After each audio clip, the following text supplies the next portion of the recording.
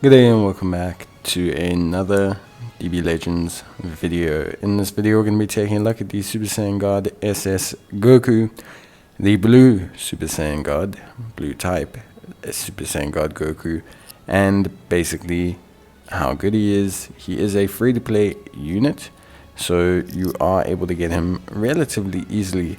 You exchange the New Year's tickets that you get from the New Year's raids, and you can get Z power for completing each type of raid. So by taking on each of the different Broly's, you'll be able to grab yourself some of the Z power, thus boosting your stars, and eventually you'll be able to get Goku up to a pretty high star. I think right now the highest is 3 red. I haven't noticed a way to get more Z power for him, but yeah. So that's Super Saiyan God SS Goku. He is pretty interesting. I think for a free-to-play unit, he's not bad. Much like the Vegeta, the red Vegeta, I think he is a good utility-based unit that will be helpful for players overall. And I think he suits a lot of the teams that have come out during the course of this celebration. He helps out Son family. He obviously helps out Future. Anyone he doesn't really help is obviously movies directly, but generally speaking, he covers that Gohan with Son family, because we've gotten 3 Gokus to celebrate. Well, 2 Gokus, a Gohan, Vegeta he covers with Future, and obviously Rose he covers with Future. So yeah, he's pretty well stocked there.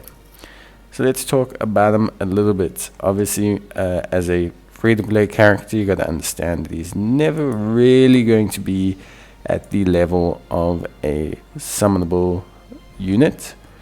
But generally, free-to-players are solid enough to help out new players in terms of boosting their teams, to help out players in terms of just being a good utility character.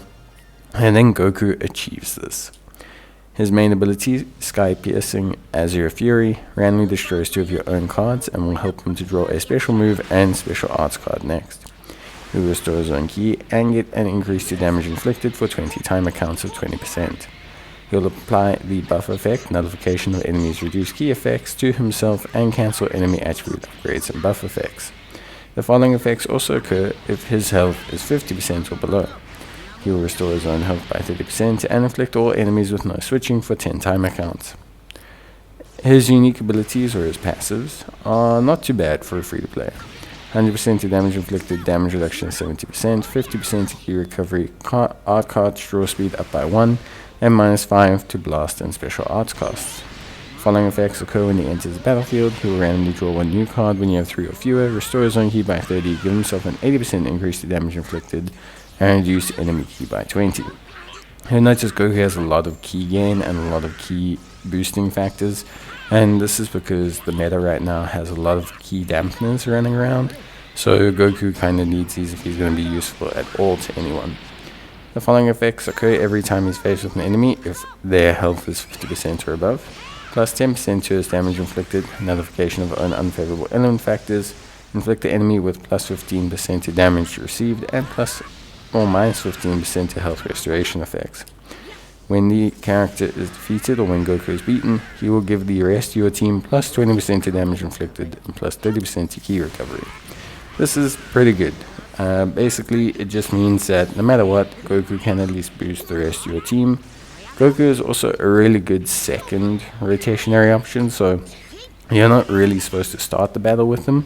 You're more so supposed to throw him in when you're up in the ascendancy. By throwing him in while you're mid-chain or mid-combo, you can reduce the opponent's ki, give yourself more ki, give yourself abilities to continue the combo, and in general be able to do quite a bit more damage, because Goku gets a lot of those temporary damage boosts when he's first thrown in.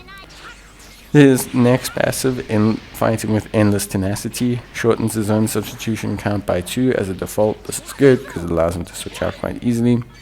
And every time he uses a striker arts card cost, he will get ki of 5 plus back, plus 10% to damage inflicted for 30 timer counts, and plus 10% to critical strike rate.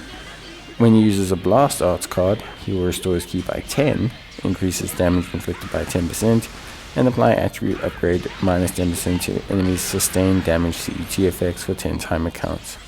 The following effects occur when hit with an enemy's art attack while this character is on the battlefield. Restore his own health by 5%, activating up to 5 times. Reduce enemy ki by 5. Inflict enemy with attribute downgrade minus 15% to ki recovery. And after the enemy attack is over, he will restore his own health or have a 20% increase to own health restoration effects. Nullify enemy's health restoration when it reaches 0 effects. And inflict the enemy with an attribute downgrade minus 1 to arts card draw speed. So again, you see that key reduction, that arts card draw speed reduction, and just a lot of these debuffs that occurred that allows him to potentially break up an opponent's combo at a certain point. What's really nice about Goku is his blast attacks have 100% of blast damage inflicted against enemy's armor, and his green card is really good. Randomly draws at most 2 new cards when you have 3 or fewer, restores his health by 15% and ki by 50, gives himself a 15% increase to damage inflicted, notification of enemy special action cover changes for 10 timer counts, and inflicts all enemies with attribute up downgrade plus 2 to substitution count for 15 timers.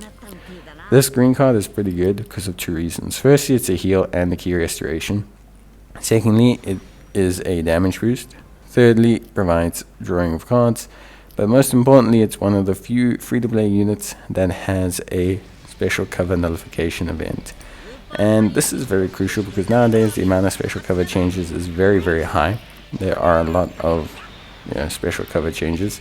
So, realistically, it's very, very important to obviously get them as an ability, because when you're able to nullify the opponent's special cover change, this gives you essentially the ability to combo in. And a lot of the units that have come out this celebration are going back to a very combo heavy meta. Green Goku, he's combo heavy. Green Vegito, he's combo heavy.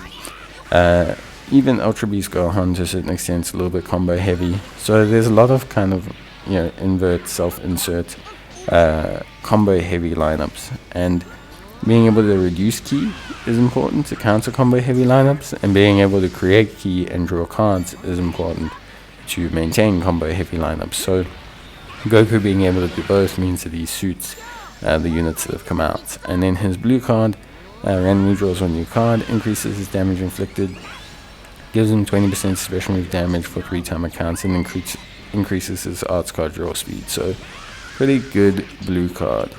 Obviously, Z ability wise, Goku is future, events exclusive with Sun Family, blast attack and strike defense, which is pretty good, pretty solid, obviously for a more blast heavy lineup.